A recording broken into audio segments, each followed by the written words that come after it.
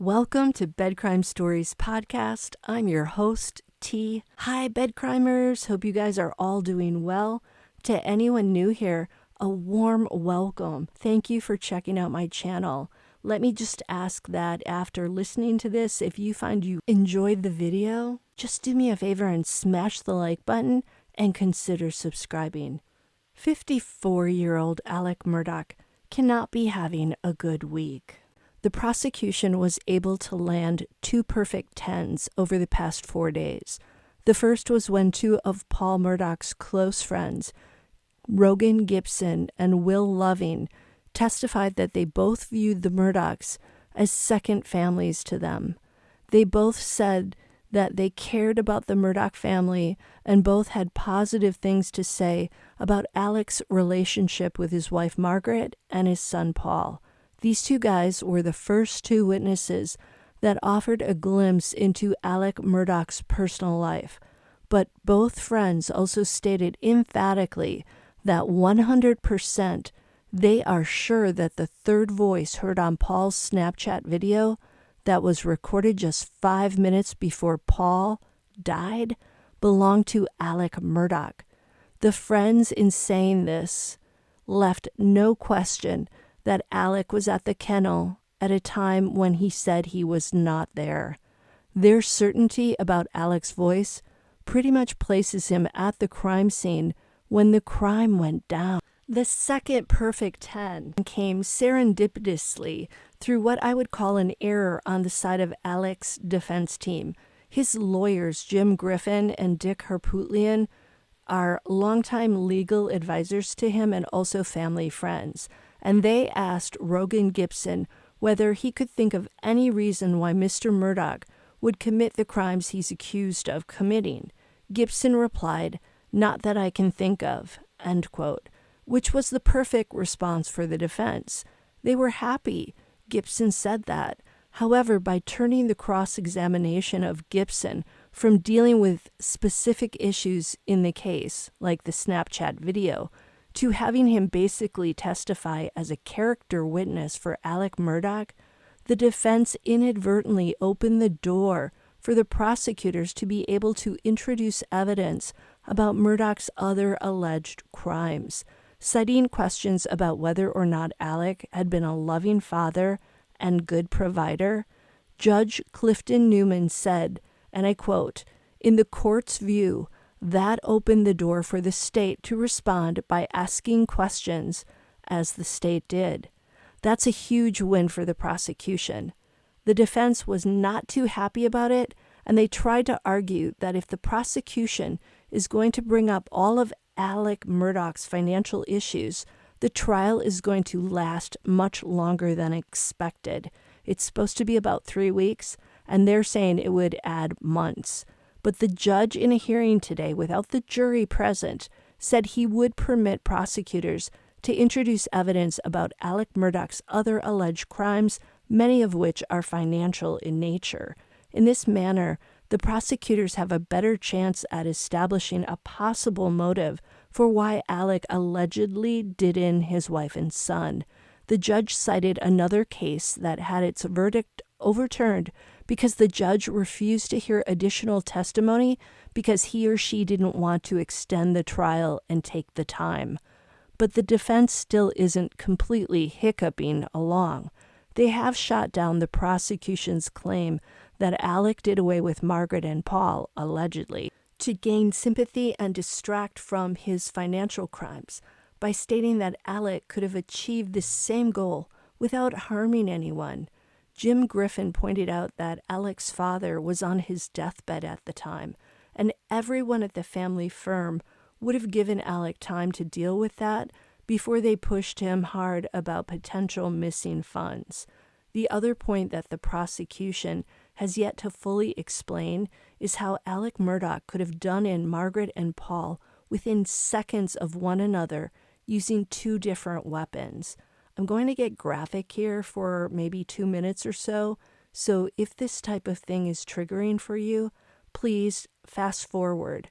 Paul was harmed with a 12-gauge shotgun. Margaret was chased down with an AR-style assault rifle. I say chased down because 6 fired cartridge cases were found in a walking cane handle-shaped pattern, indicating that both Margaret and the shooter were moving as each shot was fired. 52-year-old Margaret had 5 distinct gunshot wounds. One wound to the left side of her torso and head included injuries to her left breast, lower jaw, ear, skull, and brain. Other injuries identified were to Margaret's left wrist, left thigh, upper abdomen through the lower back, and a downward trajectory shot to the right back of her head, injuring the skull, brainstem, cerebellum, and right side of her upper back. This is heartbreaking to hear. This lady, by all accounts, loved her kids and lived to take care of her family. I'm pretty sure all she wanted in return was to be loved and cherished. I just had to get that in there because it pains me to see a woman in the prime of her life literally shot down like this. She had so much more life to live, and her elderly parents should not have had to bury her. 22-year-old Paul had 2 distinct gunshot wounds to his chest and shoulder and to his head. The latter included an entrance wound to the left shoulder and left side of the neck, proceeding upward from front to back until the gunshot exited the right side of the apex of his head. This injury produced an aspiration of blood into his upper airway. The second shot produced a cookie-cutter pattern in the left side of his chest, then continued through his left arm. The crime scene investigators' analysis indicated that Paul was shot in the chest first, then shot in the upper left shoulder and face as he was moving toward the kennel door. An expert named Tom Bevel stated that an evaluation of the t-shirt Alex Murdaugh was wearing at the time the first officers arrived found that 6 recognized bloodstain pattern experts all agreed that the best explanation for stains on Alex's t-shirt are spatter from approximately the bottom third up to the top of the shirt, while blood on the bottom third could be transferred to the shirt from contact with the bodies after they were shot. All the experts agreed, according to Bevel, that they cannot identify some other mechanism to create the distribution and sizes of the questioned stain spatter. The defense is challenging Bevel's analysis. They're arguing that the blood was transferred from the bodies to Alex's shirt by contact after Paul and Margaret were shot. They're also saying that Bevel changed his analysis after meeting with state law enforcement division agents, SLED agents. If Alex Murdaugh acted alone, how did he pull all this off in mere seconds?